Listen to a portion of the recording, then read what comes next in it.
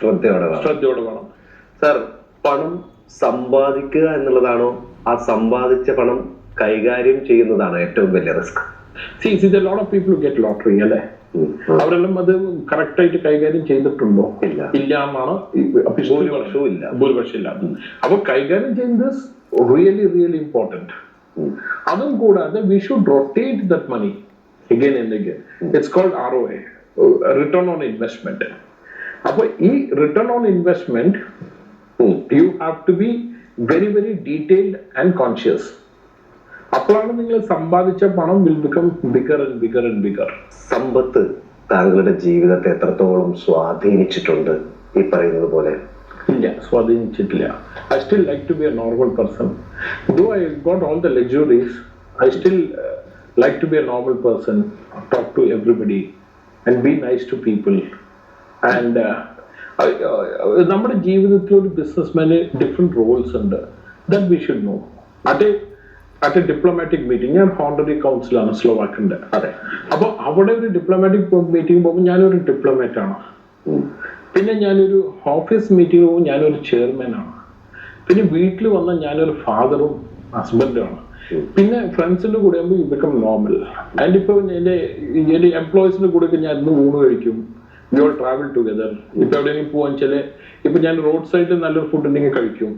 So you have to know how to enjoy every facet of your life. So that normally ഇപ്പൊ ഒരു successful businessman ഇവിടെ നിൽക്കും. So he is forgetting the root. So I like to be depending on the moment be that person. And I'm an extremely good family man. That does not mean that I don't travel. I travel very much. So what a businessman should know how to play different roles at different times. ഭൗതിക സുഖങ്ങളെല്ലാം ഇന്ന് സ്വന്തമാക്കാൻ താങ്കളുടെ കയ്യിൽ കാശുണ്ട്.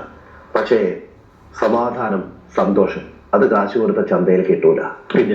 ഈ ബിസിനസ്സുകാർ അതെങ്ങനെയാ deal ചെയ്യുന്നത്? അത് ഞാൻ പറഞ്ഞേ, നിങ്ങൾക്ക് ഒരു സക്സസ് വന്നിട്ട് നിങ്ങളുടെ തലയിൽ കയറി നിങ്ങൾ ആദ്യം ചോദിച്ചല്ലോ മുതലാളിയുടെ ഫീലിംഗ് കയറി അവിടെ ഇരുന്നോ, അന്ന് നിങ്ങളുടെ തകർച്ച തുടങ്ങും. നിങ്ങൾ മുതലാളി is only for that small part of time in your life as A chairman. അത് കഴിഞ്ഞാൽ you should take different Rolls in your life. അപ്പൊ ഒരു വാട്ട് യു സേ ദാറ്റ് ഒരു there will be not much of a tension. എന്റെ ലൈഫിലും tension ഇല്ല. I got a very beautiful family, very beautiful this in life. ദൈവത്തിനോട് നന്ദിയുള്ളൂ. But the reason is that I play every role differently at different times. Okay. ഒരുപക്ഷെ ഇതുപോലുള്ള ഒരു podcast ലോകത്തിലെ എല്ലാ മുന്തിയ വാഹനങ്ങൾക്കിടയിൽ നിന്നുകൊണ്ട് ഒരു പോഡ്കാസ്റ്റ് ചെയ്യുന്നത് ആദ്യമായിട്ടായിരിക്കും. Thank you. വണ്ടി ഭ്രാന്ത് തുടങ്ങിയത് എപ്പോഴാണ്? ചെറുപ്പത്തിൽ എന്റെ വീട്ടിലൊരു TVS 50 സ്കൂട്ടർ ഒക്കെ ഉണ്ടായിരുന്നു. അപ്പൊ ഈ കാർ എന്ന് പറഞ്ഞാൽ അന്നൊക്കെ ഭയങ്കര ഒരു റെയർ ഐറ്റം അല്ലേ, ഒരു നോട്ട് മെനി പീപ്പിൾ ആയിട്ട്. അതെ. അന്ന് ഞാൻ സ്കൂളിൽ പഠിക്കുമ്പോൾ എനിക്കത് 8ലോ 9ലോ പഠിക്കുമ്പോഴാണ് ഡോൾഫിൻ എന്ന് പറഞ്ഞ കാർ ലോഞ്ച് ആവുന്നത്. അത് സിപ്പാനി മോട്ടോഴ്സ് ചെയ്തൊരു ഫൈബർ ഗ്ലാസിന്റെ ഒരു കാറാണ്. അതിന് മുമ്പ് അംബാസിഡറും പ്രീമിയർ ആയിരുന്നു. അപ്പൊ ഇതൊരു നല്ല ഭംഗിയുള്ള കാറാണ്. അപ്പൊ ഇതൊരു ഷോറൂമില്, എന്റെ സ്കൂളിന്റെ അവിടെ ഷോറൂമിലാണ് ഇത് ലോഞ്ച് ചെയ്ത. അപ്പോ നാട്ടുകാർ മുഴുവൻ ഫുൾ ക്രൗഡാണ് അവിടെ. അപ്പൊ എനിക്ക് ഈ കാർ കാണാൻ ഭയങ്കര ആഗ്രഹമാണ്. അപ്പൊ എന്റെ ബ്രദേഴ്സ് ഒന്നും കയറാൻ പറ്റിയില്ല. അപ്പൊ എന്റെ ബാഗ് എന്റെ വെപ്പനാണ്. ബാഗ് എടുത്ത് ഇങ്ങനെ അടിക്കാൻ ആൾക്കാരെ എവിടെയും ഇങ്ങനെ പോയി എന്റെ കാറിന്റെ അടിയിലൊക്കെ എടുത്ത് ഇങ്ങനെ അതിന്റെ ഭംഗി കാണാം. അപ്പൊ സെയിൽസ്മാൻ വന്ന് പറഞ്ഞു, നീ ഈ കാർ മേടിക്കുമോ, നീ പുറത്തു പോവാ. അപ്പൊ എനിക്ക് ഭയങ്കര ഫീലിംഗ് ആയി. ഇറക്കി വിട്ടു.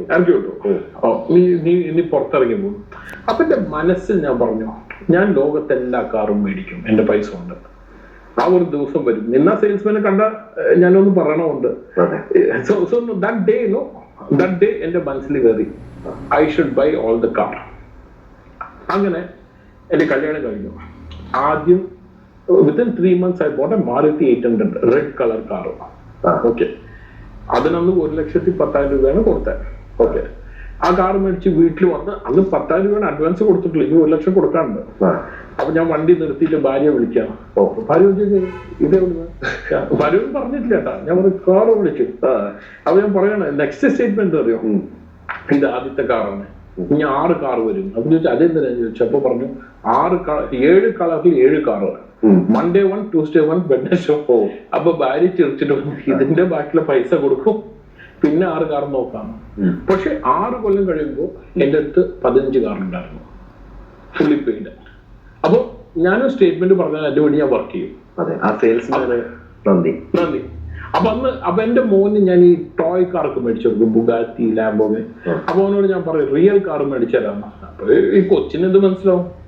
പക്ഷെ ആ ഒരു ഇത് വെച്ചിട്ടാണ് ഇത് തുടങ്ങിയത്. ഇതിനിടയിൽ ഞാൻ സോഷ്യൽ മീഡിയയിലൂടെ കണ്ടു ആദ്യം സ്വന്തമാക്കിയ 800 കാർ. ആ 800 അതാണ് ആദ്യത്തെ. ആ കാർ ഇപ്പൊ വീണ്ടും അന്ന് പിന്നെ അത് എന്തുകൊണ്ട് വിറ്റു? കാശില്ല അടുത്ത കാർ മേടിക്കാൻ.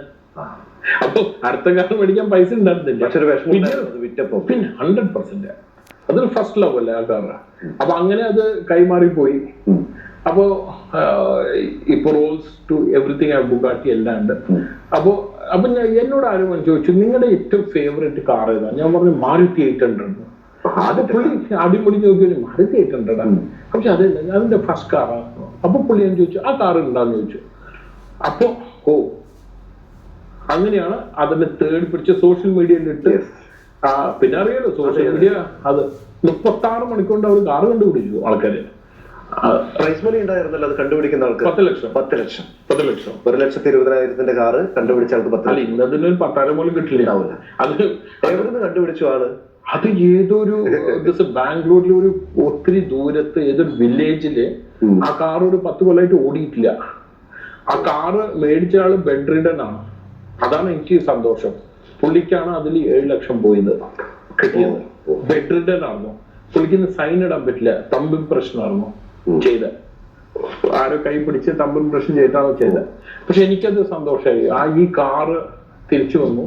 കിട്ടിയ ആളും നല്ലൊരു അർഹനായിട്ടുള്ള ഒരാളാണ്. അതിനെ ഒരു റിക്കവറിയിലൊക്കെ കയറ്റിയിട്ടൊക്കെ കൊണ്ടുവന്നു. ഇനി കുറെ പണിയുണ്ട്. പക്ഷെ ആ ഒരു നമ്മുടെ ഒരു ആദ്യത്തെ ഒരു ഫീലിംഗ് ഉണ്ടല്ലോ, ആ ഒരു ഞാൻ പറഞ്ഞ ആ ഒരു സന്തോഷം ഇന്ന് റോൾസ് മേടിച്ചാലും ഇല്ല. സത്യം, അതാ ഞാൻ പറഞ്ഞത്. ഇന്ന് എല്ലാ മുന്തിയ കാറും താങ്കളുടെ കയ്യിലുണ്ട്. നമ്മൾ 2 റോൾസിന്റെ സെന്ററിൽ ഇരുന്നാണ് സംസാരിച്ചു കൊണ്ടിരിക്കുന്നത്. അതും 0 ലോണിലാണ് താങ്കൾ ആ വണ്ടി എടുക്കുന്നത്. പക്ഷെ അന്ന് ആ കാറ് വാങ്ങാൻ പോലും കയ്യിൽ കാശില്ലാത്ത സമയത്ത് അത് എങ്ങനെയൊക്കെയോ കഷ്ടപ്പെട്ട് ഉണ്ടാക്കി കയ്യിലെത്തുന്ന ഒരു സന്തോഷം ഇന്ന് ഇതൊക്കെ ഗാരേജിലേക്ക് വരുമ്പോ കിട്ടുന്നില്ല. അതാണ് നമ്മളൊരു ഞാൻ പറഞ്ഞില്ല എന്റെ ഒരു സക്സസും അതാണ് ദൈവകൃപയും. I like to be grounded. ആ കാറ് മേടിക്കാനായിട്ട് ആ ഒരു നല്ല ഒരു